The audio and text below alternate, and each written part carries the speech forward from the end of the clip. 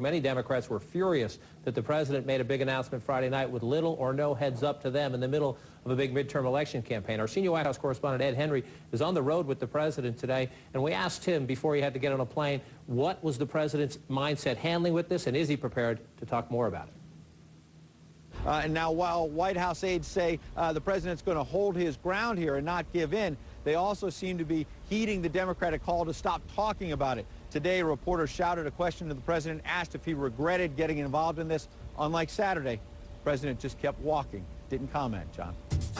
That's our Ed Henry's traveling back to Washington. That's a pretty simple rule in politics. You guys know this. The president says something controversial in the middle of a campaign year. Every candidate's going to get asked about it at their next stop. And so there were questions being given to the Senate Majority Leader, Harry Reid. He's in a tough re-election campaign out in Nevada. Senator Reid saying this today: the First Amendment protects freedom of religion. Senator Reid respects that, but thinks that the mosque should be built somewhere else. He's the third-ranking, Faiz, you're shaking your head, he's the third-ranking Democrat in the United States, and his team makes no secret of the fact that if he were up 20 points, maybe they would have had a different answer. I'm sympathetic to the Reid argument that he should have been given a heads up. Fine, but that doesn't excuse coming out with a terrible position. I mean, he's certainly, I think, what he's doing is what my conservative friends are doing, which is ascribing the guilt of all Muslims unto everyone for 9/11, and that's not fair. I mean, what he should be saying is that mosque deserves a place to be right there, and we should be promoting it because it's helping build interfaith understanding, and it's helping to develop moderate Muslims, which is exactly what we want in this country. Ed Rollins, I want to ask the two Democrats from the question. Number one, if it's an important principled issue, and the president wanted to step involved because he felt for constitutional reasons, civil rights reasons, that he needed to speak out, it's just a fact of life. Everything the president does happens to be now 70-plus days away from a midterm election year, and Eric and Ed are right. His standing among independent voters, white, non-urban voters especially, has gone way down. Does it matter? Don't you have to factor that in? Well, it does matter, because this is why it matters. Because too many people on my side, quite frankly, still believe elections are about legislation and policy. My friends on the show right now understand very well that elections, especially national elections, are more about culture than they are about policy. So when you get yourself backwards on cultural issues, it becomes real problematic. If you go back to 04 and 02, when you looked at where Republicans were on sharing your values, massive gap between Democrats, double-digit gap between Democrats and Republicans on sharing your values. You know, going from there to 2006, we had basically shrunk that to a single-digit lead. And I made the case that if we are flat even on sharing values and keeping America secure, we can battle them on education and healthcare reform and those other issues. It becomes a different dynamic.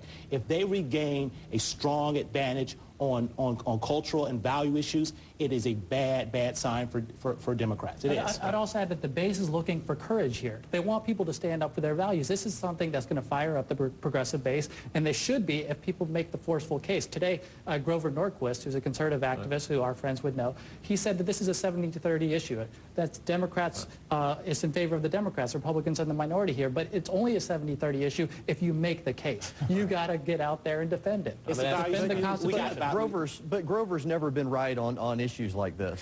All right, I'm going to ask everybody to stand by. We're going to save the tape of that. He's right on taxes, though. Grover's right on taxes. We're going to save that. We're going to save. I guess we call them discs now, but we're going to save that one. We're going to ask everybody to stand by. Because neighborhood like this. Now watch as we bring out this radius here. Okay, we'll bring in this radius. Show you. These are things within a quarter mile. Okay, and if you look at the thing up here, there is in fact a strip club within a quarter mile of Ground Zero, an adult video store within a ground. There's a synagogue there, a Taoist temple, and you see right in here, there's a community center here, and there's a couple of liquor stores, all as close, if not closer, to Ground Zero than the proposed mosque and community center. Now let's look, that's within a quarter mile. Let's take you another circle out within a half a mile of the site, and you see the Taoist temple is up here. You have a couple of Catholic churches down here. There's another synagogue.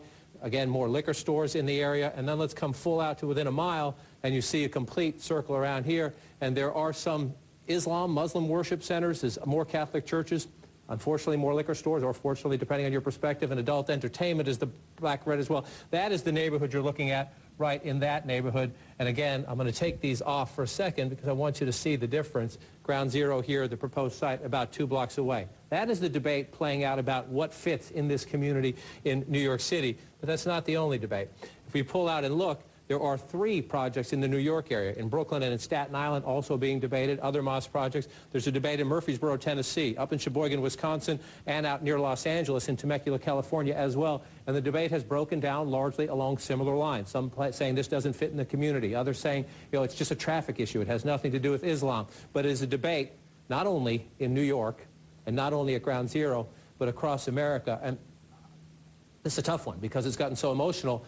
In some ways, having these discussions should and perhaps could be healthy for communities, but is it in this context? Well, it's not being healthy right now because the message we want to be sending to the American Muslim community is that you're very much a part of it, of our community, and we want to embrace you. But, I mean, newsflash to people who are watching the map, there are a lot of Muslims in this country. There are actually a lot of people of different faiths and diversity in New York City. We need to embrace that tolerance and embrace the values that have that we've cherished in this country forever. And I think, as I look at the outbursts at various places around the country over this issue, I'm just reminded of the fact that there are a lot of people in a period of economic downturn who I think are looking to scapegoat and to blame other people and to say that the people who look differently or are differently or might change our culture are the problems that are the reasons for the problems we're experiencing. I think it's important for us to educate people that they are not the scapegoat, they are not the problem, and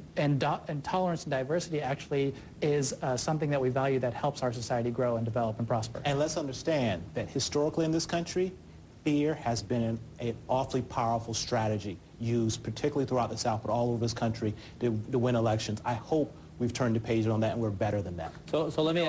I think this is probably one reason that the Ground Zero Mosque is probably not going to be built is because it's stirring sentiments across the country that are inappropriate for other areas. And I just suspect that at the end of the day, someone's going to say, it's really not helpful for us to be having this discussion right now because it's affecting the Muslim community inappropriately across the nation.